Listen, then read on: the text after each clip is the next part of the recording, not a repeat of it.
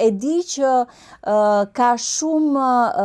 vajza dhe gra të cilat duke parë ajo podcast, ndoshta dhe janë frymëzuar për të treguar historitë e tyre, që jo domosdoshmërisht janë të gjitha histori suksesi, por janë histori force, janë histori të vërteta.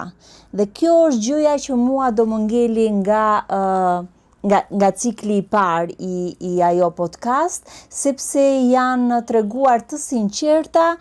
deri në dhimbje, kanë ndarë gjëra që nuk do t'i thoshin në vende të tjera. Dhe unë jam e prekur nga besimi i tyre dhe i falenderoj realisht me gjithë zemër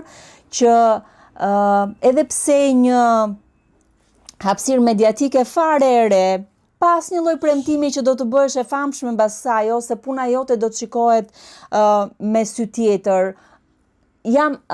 e prekur edhe nga modestia e tyre, sepse kur unë mundohem që t'i shpërndaj videot e tyre dhe i them të paktën shpërndajeni tek profilet tuaja ku lajmëroni për gjithçka tjetër vetëm për veten tuaj jo, dhe i shikoj që janë shumë modeste, domethënë e pranojnë këtë lloj